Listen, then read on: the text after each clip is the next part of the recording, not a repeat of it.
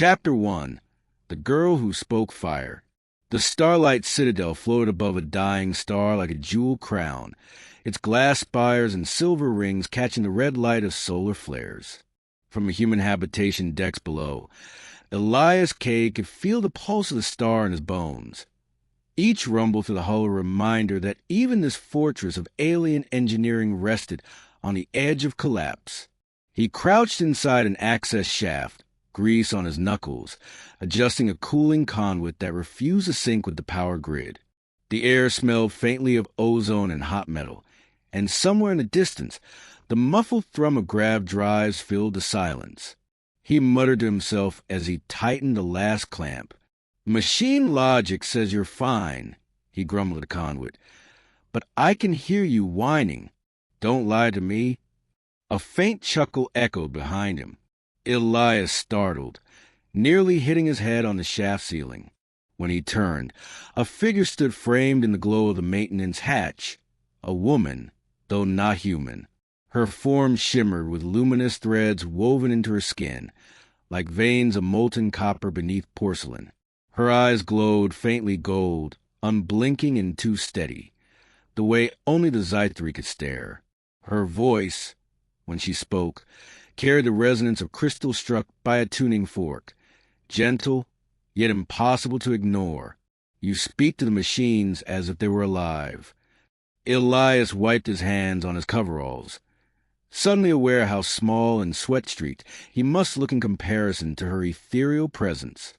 "Well, sometimes they listen better than people," he said, forcing a crooked smile. She tilted her head, studying him the way a scholar might study an unfamiliar artifact. "You are human. Last time I checked," Elias replied, "though most of the council up there would rather I keep my mouth shut and my head down." Instead of answering, she stepped closer, her presence filling the narrow shaft with a faint warmth and the scent of burning sage, not unpleasant, but alien enough to tighten his chest. Her gaze swept over him, not dismissive, but measuring. Then she whispered, words low enough that he almost doubted he'd heard them. "You're ready now." The words were simple, yet they landed in Elias's chest like a dropped weight. "Ready? For what?" He laughed uneasily, searching her face for mockery. "That sounds like the setup to a bad joke. Ready for what?" "Burning alive when this star goes supernova." She didn't laugh. Instead, she leaned closer, her eyes glinting with something that was not amusement but conviction. "For more than you believe you are." The conduit beside Elias hummed, steady and strong now, as if responding to her presence. For the first time since he had come to the Citadel, surrounded by alien brilliance and human obscurity, he felt seen, and it terrified him. Before he could press her, the overhead comm crackled with an announcement. "All envoys report to the council chamber. Immediate assembly required." She stepped back, her luminous form already receding into shadow. "We will meet again, Elias Cade." And then she was gone, leaving behind a faint scent of fire and the words that would haunt him long after, the words that would change everything. Chapter 2. Sparks in the Machinery. The Citadel was restless. Elias felt in the way the corridors shivered with irregular vibrations, the way the hololamps flickered in patterns too sharp to be glitches.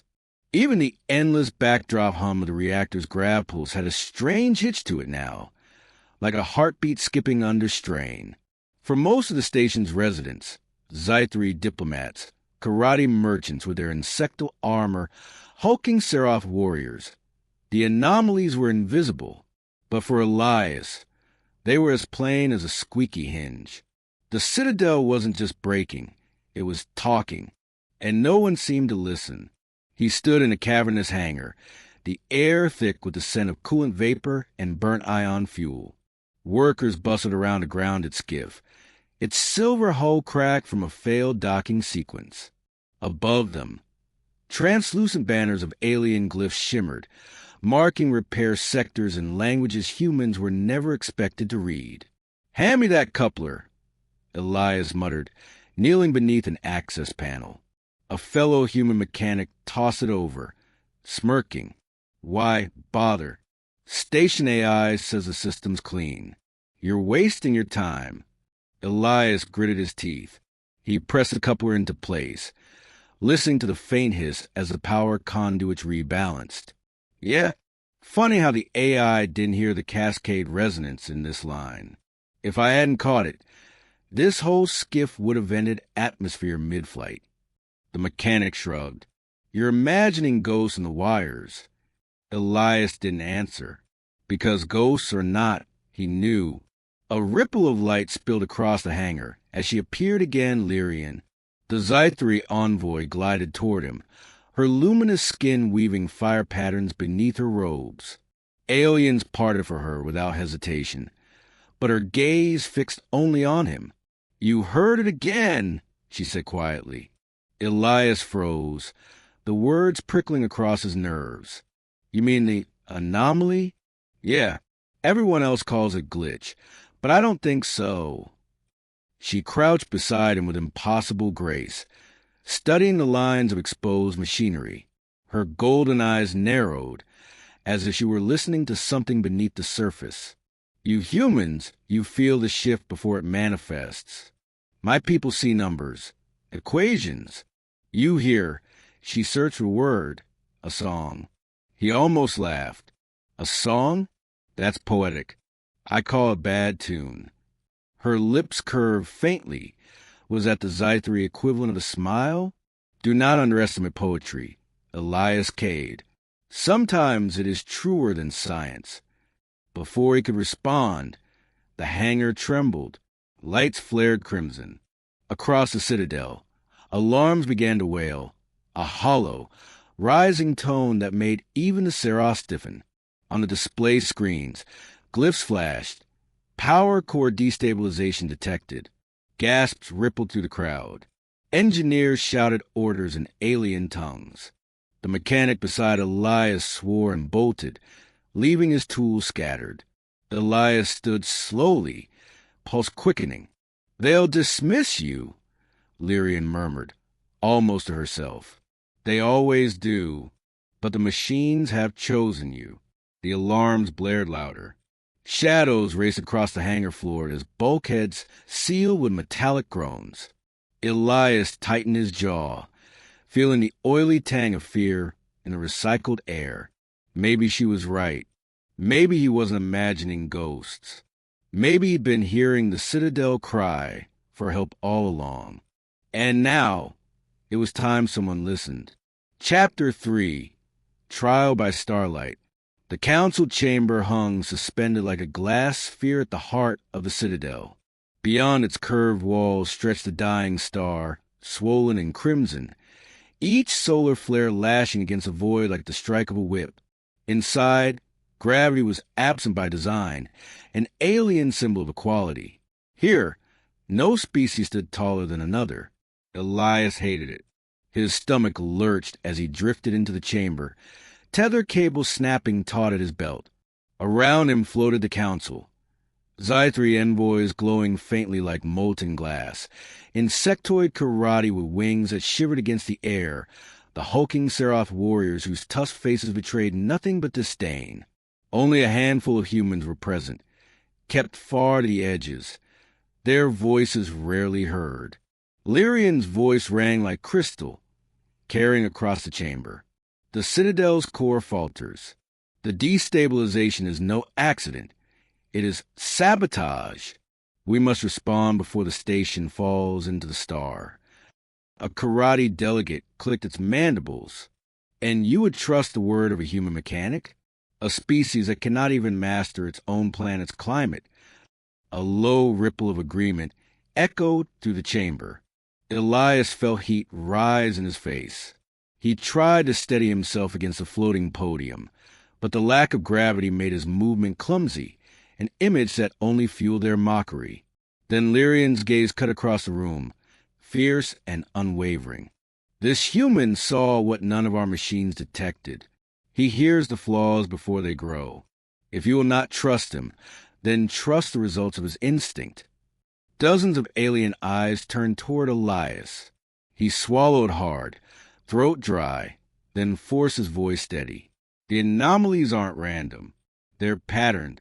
Whoever's behind it wants the Citadel to believe it's just mechanical fatigue. But listen! He tapped a portable scanner, projecting a glowing lattice of pulsing light into the air. These intervals? Too precise. It's like a heartbeat, but out of rhythm. You're treating it like numbers. But to me, it's a song, one that's about to collapse into silence. Murmurs rippled. Some scoffed, others leaned closer.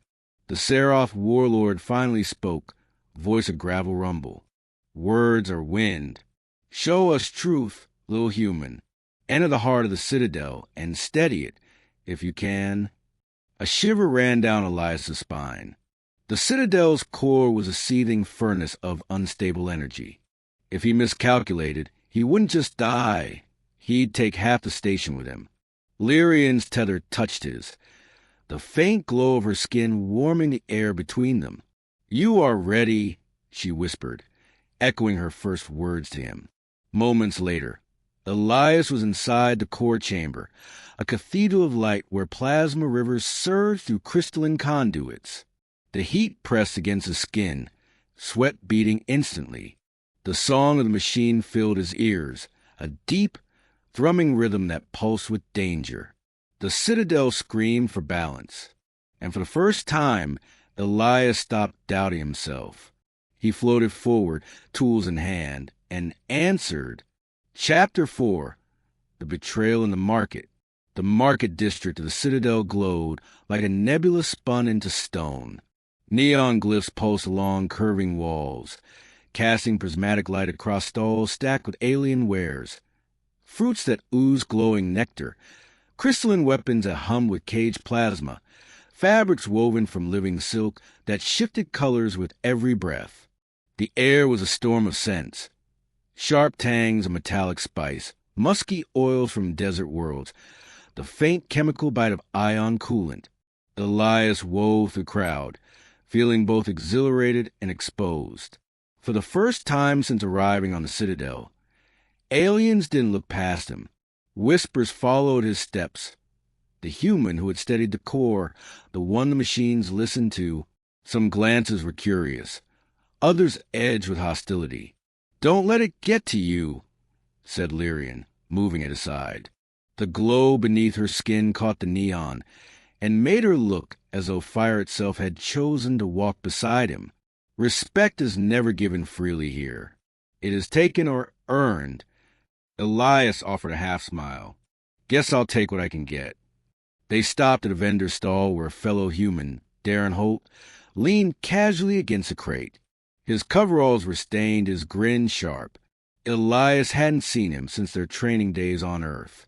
"Well, look who's climbing the galaxy's ladder," Darren drawled. Elias Cade, the Citadel's pet mechanic. "Got aliens singing your praises now." Elias stiffened. "Not the time, Darren." But Darren's eyes flicked past him to Lyrian, lingering too long, too hungry. "Funny, you were always the quiet one. Now you've got one of the glowy aristocrats watching your back. What did you do, polish her wings?" Lyrian's gaze cooled like tempered steel. Elias opened his mouth to reply, but before he could, the crowd shifted. Too many eyes, too many shadows. His gut clenched. The first blow came fast. A figure lunged from the side, an alien mercenary with jagged tusks and a shock rod crackling in its grip. Elias barely ducked, the weapon slicing sparks across the stall. Panic erupted, vendors shrieking, goods scattering into the air. Elias rolled, instinct screaming. Another assailant barreled through, claws glinting. He grabbed a loose comma from the wreckage and swung, sparks flashing as metal clashed against bone. Pain lanced up his arm, but the alien staggered back. Beside him, Lyrian moved like living flame, her hands blazing with golden light. Energy surged from her palms, striking one attacker with a blinding crack. The market erupted into chaos. Plasma bolts flying, neon signs shattering. alien beasts tethered at stalls breaking free and shrieking through the crowd. In the maelstrom, Elias's gaze found Darren. The man stood just beyond the fray, untouched, his smirk unchanged. Then Elias saw it.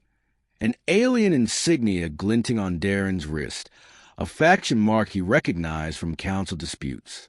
The betrayal was a knife in his chest. "You sold me out," Elias whispered, voice raw. Darren's grin widened. "You were never meant to rise higher than the rest of us, Cade. Consider this a course correction." Another shock rod cracked, sending Elias to one knee. The taste of iron filled his mouth, the world blurring with pain. Through it all, Lyrian's voice cut sharp and steady, pulling him back from the brink. "Stand, Elias. The machines chose you. Don't let them prove the others right." Through blood and fury, he rose. Chapter 5. Fire over the Citadel. The first salvo struck with the force of a god hammer. Elias staggered as the Citadel shuddered, its walls screaming under the assault of plasma bombardment. Through the wide glass arteries of the station, he saw the void ignite. Alien fleets descending like predatory birds, their ships trailing fire as they cut across the stars' dying light. The Citadel's shields flared brilliant blue, barely holding against the storm. Sirens howled. Strobes painted the corridors in frantic red, bathing civilians of every species in the color of panic. Vendors abandoned their stalls. Children with gossamer wings wailed. Armored Seraph warriors roared orders in guttural tones. The air reeked of fear, metallic and sharp, mixed with the acrid tang of coolant from ruptured pipes. Lyrian seized Elias's arm, her skin blazing brighter than ever. "They've breached the outer rings. We must get to the defense grid." Elias's pulse hammered. He wasn't a soldier. He wasn't supposed to fight wars. But as another explosion rippled through the Citadel, tearing apart a section of the docking bay, something inside him snapped into focus. He had lived his whole life being underestimated by aliens, by his own kind. Not anymore. "We can't fight them head on," Elias said, his voice steady even as dust rained from the ceiling. "But we don't have to. The Citadel's full of tunnels no one uses. Service shafts, maintenance channels, places they won't expect resistance. We turn the station itself into our weapon." Lyrian's eyes widened, golden light catching the dust swirling around them. For the first time, she looked at him not as a curiosity, but as a leader. She nodded. "Then lead us." They moved fast, Elias guiding a ragged band of defenders, human mechanics, a handful of Seraph soldiers, even a pair of karate merchants who refused to abandon their home. Armed with little more than repurposed tools, scavenged plasma cutters, and Elias's schematics burned into his memory, they vanished into the Citadel's underbelly. The tunnels trembled with each bombardment. Elias led them through narrow crawl spaces lit only by his wrist torch, the walls dripping condensation, and buzzing with live conduits. Every step forward was a gamble between survival and immolation. At the first ambush, Seraph roared into fray, their plasma axes cleaving attackers in the half-dark. Elias darted behind, jury-rigging a coolant valve. He slammed it open, releasing a geyser of freezing vapor that engulfed the enemy squad, their armor icing over before shattering. The defenders cheered, the sound ragged but real. "That's just the start," Elias muttered, already sketching the next trap in his mind. They struck again and again, rerouting power conduits to create electrified choke points, sealing bulkhead behind invaders to trap them in decompression chambers, even weaponizing cleaning drones by overloading their batteries. Each move was desperate, improvised, and devastatingly effective. Through it all, the defenders began looking to him. Not the Seraph, not the council envoys, him, the human who refused to fight like the others. As the star flared in the distance and the Citadel bled fire, Elias realized a truth that burned hotter than fear. He wasn't just surviving anymore. He was leading a war. Chapter 6. The Words That Changed the Galaxy. The council hall was in ruins. Glass panels that once framed the dying star now hung shattered, jagged shards drifting in zero gravity like frozen tears. Smoke coiled upward in ghostly tendrils, broken only by the red pulse of emergency beacons. The air tasted of ash and ozone, each breath sharp metallic. At the chamber's center floated the alien warlord, armored in jagged plates that drank in the light, his voice a guttural growl reverberating through the fractured dome. Your station is broken. Your alliance splinters. Surrender the humans, and perhaps the galaxy will remember you with mercy. Dozens of alien dignitaries remained tethered at the edges of the chamber, their expressions a mixture of fear and fury. No one spoke. No one dared. The council, once so mighty, now hung silent in defeat.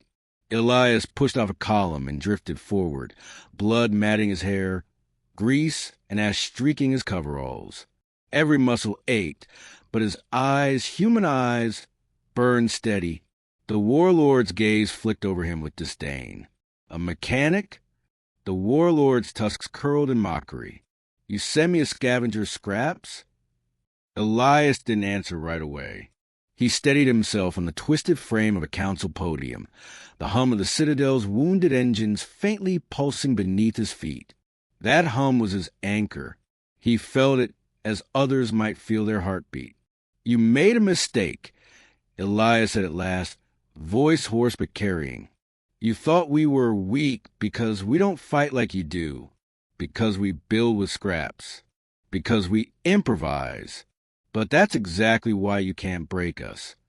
The warlord snarled, pushing forward, plasma blade flaring to life. Sparks danced across its edge, casting violent light across the chamber. Elias's fingers trembled at his side, but he forced himself still. I'm not here to beat you with strength, Elias continued, eyes never leaving the warlord's. I'm here to prove that humans are what you never expected. Stubborn enough to adapt, reckless enough to survive, and just foolish enough to try what no one else dares. Before the warlord could strike, the chamber walls groaned and then shifted. Systems Elias had rerouted in the chaos of battle answered his call. Bulkheads sealed, grav nodes realigned. A sudden wave of artificial gravity slammed downward, catching the warlord off guard. He crashed to the chamber floor with a roar, armor cracking against alien stone. Gasps rippled through the council. For the first time, the warlord's sneer faltered. Elias stepped closer, breath ragged.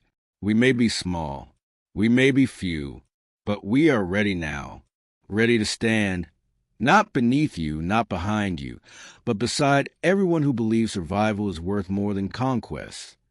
Silence fell like a drawn blade. Then Lyrian floated forward, her golden light spilling across Elias's bruised form. She reached for his hand, her voice carrying clear and unshakable through the chamber. You're ready now. The words were no longer prophecy. They were truth. And as the aliens of the council, one by one, bowed their heads, the Citadel itself seemed to breathe again. Beyond the shattered dome, the dying star flared one last time, bathing the chamber in firelight. Not the light of destruction, but the dawn of something new. A galaxy where humanity was no longer overlooked. A galaxy forever changed.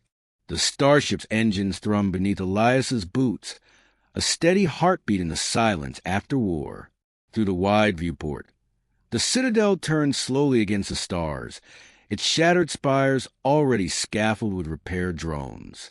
Beyond, alien fleets that had once circled like vultures now drifted in uneasy formation, watching, waiting, but no longer enemies. Elias stood at the glass, his reflection half lit by the glow of distant neon skylines on colony worlds. For the first time, he didn't feel small in the galaxy. He felt present. Lyrian approached, her skin shimmering with molten threads of light, her presence as steady as the hum of the engines. She said nothing at first, only stood beside him, their shoulders brushing, the faint pulse of artificial gravity grounding them both. "You changed them," she whispered at last, her voice a resonance of crystal and fire. Elias shook his head softly. "No, we did. I just reminded them what humans are good at, refusing to quit."